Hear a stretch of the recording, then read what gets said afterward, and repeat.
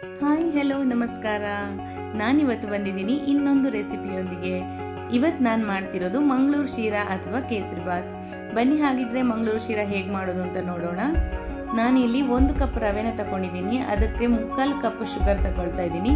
ಒಂದು 1/2 ಕಪ್ನಷ್ಟು ತುಪ್ಪ ತಗೊಳ್ತಾ ಇದ್ದೀನಿ. ಹಾಗೆ ಸ್ವಲ್ಪ ಗೋಡಂಬಿ ದ್ರಾಕ್ಷಿನ ತಗೊಂಡಿದ್ದೀನಿ.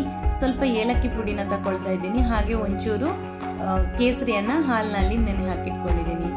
ಇಲ್ಲಿ ನಾನು 3/4 ಕಪ್ ಶುಗರ್ ತಗೊಳ್ತಾ ಇದ್ದೀನಿ. ಯಾಕಂತ ಹೇಳಿದ್ರೆ ನಾನು ತುಂಬಾ ಸ್ವೀಟ್ ಮಾಡ್ತಾ ಇಲ್ಲ, ಇವತ್ತೊಂದು ಮೀಡಿಯಂ ಸ್ವೀಟ್ ಅಷ್ಟೇ ಮಾಡ್ತಾ ಇರೋದು. ಹಾಗಾಗಿ ನಿಮ್ಗೆ ತುಂಬಾ ಸ್ವೀಟ್ ಇಷ್ಟ ಅಂತ ಆದ್ರೆ ನೀವು 1 ಕಪ್ ರವೆಗೆ 1 ಕಪ್ ಶುಗರ್ ಅನ್ನ ತಗೋಬಹುದು.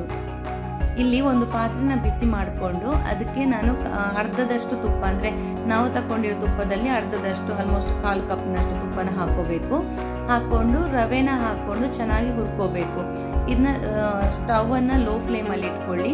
ಲೋ ಫ್ಲೇಮ್ ಅಲ್ಲಿ ರವೆನ ಚೆನ್ನಾಗಿ ಹುರ್ಕೋಬೇಕು. ಇದು ತುಂಬಾ ಕಾದು ಕೆಂಪಾಗಬಾರ್ದು, ಇದರ ಹಸಿ ವಾಸನೆ ಹೋಗುವವರೆಗೆ. ಹಾಗೆ ಸ್ವಲ್ಪ ಸ್ಲೈಟ್ ಆಗಿ ಕಲರ್ ಚೇಂಜ್ ಆಗ್ತದೆ, ಗೋಲ್ಡನ್ ಕಲರ್ ಆಗ್ತದೆ, ಅಲ್ಲಿವರೆಗೆ ನಾವು ಹುರ್ಕೋಬೇಕು. ಇದು ತುಂಬಾ ಕಾದು ಕೆಂಪಾಗೋದು ಬೇಡ. ಇನ್ನು ಇದನ್ನ ಒಂದು ಪ್ಲೇಟಲ್ಲಿ ತೆಗೆದಿಟ್ಕೊಳ್ಳೋಣ. ಈಗ ಅದೇ ಪಾತ್ರೆಯಲ್ಲಿ 3 ಕಪ್ನಷ್ಟು ನೀರು ತಗೋಬೇಕು. 1 ಕಪ್ ರವೆಗೆ 3 ಕಪ್ ನೀರನ್ನ ತಗೊಳ್ತಾ ಇದ್ದೀನಿ ನಾನಿಲ್ಲಿ. ಹಾಗೆ ಅದಕ್ಕೆ ಒಂದು ಸ್ವಲ್ಪ ಎಣ್ಣೆ ಮತ್ತೆ ತುಪ್ಪನ, ನಾನಿಲ್ಲಿ 2 ಟೀ ಸ್ಪೂನ್ ಎಣ್ಣೆ ಹಾಗೆ 2 ಟೀ ಸ್ಪೂನ್ ತುಪ್ಪನ ಹಾಕೊಳ್ತಾ ಇದ್ದೀನಿ. ಈ ತುಪ್ಪ ಮತ್ತೆ ಎಣ್ಣೆ ಹಾಕೋದ್ರಿಂದ ನಮ್ಮ ಕೇಸರಿ ಬಾತ್ ತುಂಬಾನೇ ಸಾಫ್ಟ್ ಆಗಿ ಬರ್ತದೆ. ಇದು ಸ್ವಲ್ಪ ಹೊತ್ತು ಇಟ್ರು ಅಂದ್ರೆ ತಣ್ಣಗಾದ್ಮೇಲೆ ಆರಿದ ಮೇಲೂ ಅದು ಪಕ್ಕ ಹಾರ್ಡ್ ಆಗಲ್ಲ, ಸಾಫ್ಟ್ ಆಗಿ ಇರ್ತದೆ ಕೇಸರಿ ಬಾತ್ ಇಲ್ಲಿ ಎಣ್ಣೆ ಮತ್ತೆ ತುಪ್ಪನ ಆಡ್ ಮಾಡೋದ್ರಿಂದ. ಹಾಗೆ ನೀರು ಬಾಯ್ಲ್ ಆಗ್ತಾ ಇರುವಾಗ ನಾವು ಅದಕ್ಕೆ ಹುರಿದಿಟ್ಕೊಂಡಂತ ರವೆನ ಆಡ್ ಮಾಡ್ಕೋಬೇಕು. ರವೆನ ಆಡ್ ಮಾಡಿಕೊಂಡು ಚೆನ್ನಾಗಿ ತಿರುಗ್ತಾ ಇರಬೇಕು, ಮಿಕ್ಸ್ ಮಾಡ್ತಾ ಇರಬೇಕು, ಗಂಟಾಗದಾಗೆ ನೋಡ್ಕೋಬೇಕು. ಇಲ್ಲೇನಾಯ್ತು ಅಂತ ಹೇಳಿದ್ರೆ, ನಾನು ಆಕ್ಚುಲಿ ಕೇಸರಿ ಬಾತ್ ಬೆಳಗ್ಗೆ ಬೇಗನೆ ಪ್ರಿಪೇರ್ ಮಾಡ್ತಿದ್ದೆ. ಕಿಚನ್ಗೆ ಸರಿಯಾಗಿ ಬೆಳಕು ಬೀಳ್ತಾ ಇಲ್ಲ ಅಂತೇಳಿ ಮಿಡ್ಲಲ್ಲಿ ಕಿಚನ್ ಇದ್ದು ಲೈಟನ್ನು ಆನ್ ಮಾಡಿಕೊಂಡೆ. ಬಟ್ ನಾನು ರೆಕಾರ್ಡಿಂಗ್ ಅಬ್ಸರ್ವ್ ಮಾಡ್ಲಿಕ್ಕೆ ಹೋಗಲಿಲ್ಲ, ಅದಷ್ಟಕ್ಕೆ ರೆಕಾರ್ಡ್ ಆಗ್ತಾನೆ ಇತ್ತು. ಸ್ವಲ್ಪ ಹೊತ್ತು ಬಿಟ್ಟು ನಾನು ಒಮ್ಮೆ ಚೆಕ್ ಮಾಡಬೇಕಿದೆ, ಈ ಥರ ಫುಲ್ ಎಲ್ಲೋ ವಿಷಯ ಕಾಣ್ತಿದ್ದು ಆ ಲೈಟಿಂದಾಗಿ ಆಗಿರುವಂಥದ್ದು. ಮತ್ತೆ ನಾನು ಅದನ್ನ ನೋಡ್ಕೊಂಡು ಆಫ್ ಮಾಡಿದೆ. ಹಾಗೆ ನೋಡಿ, ಈ ಥರ ನಾವು ಮಿಕ್ಸ್ ಮಾಡ್ತಾ ಇರಬೇಕು. ಈಗ ರವೆ ನೀರನ್ನೆಲ್ಲ ಎಳ್ಕೊಂಡು ಚೆನ್ನಾಗಿ ಅದರಲ್ಲಿ ಬೆಂದಿರ್ತದೆ. ಇಷ್ಟೊತ್ತಿಗೆ ನಾವು ಅದಕ್ಕೆ ಸಕ್ಕರೆಯನ್ನು ಆ್ಯಡ್ ಮಾಡ್ಕೋಬೇಕು.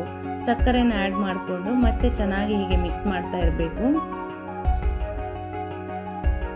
ಇಷ್ಟೊತ್ತಿಗೆ ನಾನು ರೆಕಾರ್ಡಿಂಗಲ್ಲಿ ನೋಡಬೇಕಿದ್ರೆ ಇದು ಎಲ್ಲೋ ಇಷ್ಟು ಕಾಣ್ತಿರೋದು ಗೊತ್ತಾಗಿ ನಾನು ಲೈಟ್ ಆಫ್ ಮಾಡಿಕೊಂಡೆ. ನೋಡಿ, ಇದು ಆ್ಯಕ್ಚುಯಲ್ ಕಲರ್.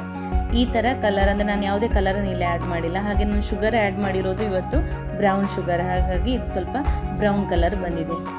ಇನ್ನು ಇಲ್ಲಿ ನಾವು ಕೇಸರಿಯನ್ನು ನೆನೆ ಹಾಕಿಟ್ಕೊಂಡಿದ್ವಿ ಅಲ್ಲ, ಅದನ್ನು ನಾವಿಲ್ಲಿ ಆ್ಯಡ್ ಮಾಡ್ಕೋಬೇಕು. ಚೆನ್ನಾಗಿ ಇದನ್ನು ಮಿಕ್ಸ್ ಮಾಡ್ತಾ ಇರಬೇಕು. ಹಾಗೆ ನಾವು ಗೋಡಂಬಿ ಮತ್ತು ದ್ರಾಕ್ಷಿನ ಸಪ್ರೇಟಾಗಿ ಹುರಿದುಕೊಂಡಿದ್ದೆ, ನಾನೊಂದು ಬೇರೆ ಬೌಲಲ್ಲಿ ಹಾಕಿಟ್ಕೊಂಡಿದ್ದೆ. ಸೊ ಅದನ್ನು ನಾವಿಲ್ಲಿ ಆ್ಯಡ್ ಮಾಡ್ಕೋಬೇಕು.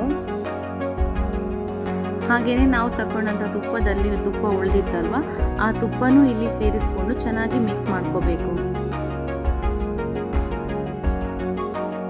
ನೋಡಿ, ತುಪ್ಪ ಹಾಕೊಂಡು ಮಿಕ್ಸ್ ಮಾಡ್ತಾ ಇದ್ದಾಗೆ ಇದು ಇನ್ನೂ ಚೆನ್ನಾಗಾಗ್ತದೆ, ಅಂದರೆ ಚೆನ್ನಾಗಿ ತಳಬಿಟ್ಟು ಬರ್ತದೆ. ಅಲ್ಲಿವರೆಗೆ ಅದನ್ನ ಮಿಕ್ಸ್ ಮಾಡಿಕೊಂಡು ಆಮೇಲೆ ಅದಕ್ಕೆ ಸ್ವಲ್ಪ ಏಲಕ್ಕಿ ಪುಡಿನ ಹಾಕ್ಕೊಂಡು ಸ್ಟವನ್ನು ಆಫ್ ಮಾಡ್ಕೊಳ್ಳಿ. ನೋಡಿ, ಇಲ್ಲಿ ನಾನು ಏಲಕ್ಕಿ ಪುಡಿನ ಸೇರಿಸ್ಕೊಂಡೆ. ಇನ್ನು ಸ್ವಲ್ಪ ಹಾಗೆ ಮಿಕ್ಸ್ ಮಾಡಿ ಸ್ಟವನ್ನು ಆಫ್ ಮಾಡ್ಕೊಳ್ತಾ ಇದ್ದೀನಿ. ಈಗ ತುಂಬಾನೇ ರುಚಿಯಾದಂತಹ ಕೇಸರಿ ಬಾತ್ ಅಥವಾ ಮಂಗಳೂರು ಶೀರಾ ಸವಿಯಲು ಸಿದ್ಧ. ನಾನು ಇದನ್ನ ಒಂದು ಬೌಲ್ ತಗೊಂಡು ಅದರಲ್ಲಿ ಸರ್ವ್ ಮಾಡ್ಕೊಳ್ತಾ ಇದ್ದೀನಿ. ಬೌಲಿಂದ ಪ್ಲೇಟಿಗೆ ತಗೊಳ್ತಾ ಇದ್ದೀನಿ. ನೋಡಿ, ತುಂಬಾನೇ ಬಿಸಿ ಇತ್ತು, ಸ್ವಲ್ಪ ಜಾಗರೂಕತೆಯಿಂದ ತೆಗಿಬೇಕಾಗ್ತದೆ.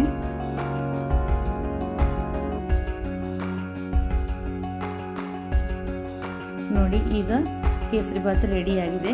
ತುಂಬ ಸಾಫ್ಟ್ ಆಗಿ ಬಂದಿದೆ, ಹಾಗೆ ತುಂಬ ಟೇಸ್ಟಿಯಾಗಿತ್ತು. ಇದನ್ನ ನಾವು ಪೈನಾಪಲ್ ಹಾಕೊಂಡು ಮಾಡಿದಂತೂ ತುಂಬಾ ಟೇಸ್ಟಿ ಆಗ್ತದೆ. ನನಗೆ ಈ ಸಲ ಪೈನಾಪಲ್ ಸಿಕ್ಕಿರಲಿಲ್ಲ, ಅದಕ್ಕೋಸ್ಕರ ನಾನು ಹಾಗೆ ಪ್ಲೇನ್ ಆಗಿ ಮಾಡಿದ್ದೀನಿ.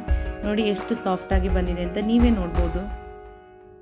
ತುಂಬ ಚೆನ್ನಾಗಿ ಆಗ್ತದೆ, ತುಂಬ ಟೇಸ್ಟಿಯಾಗಿ ಆಗ್ತದೆ.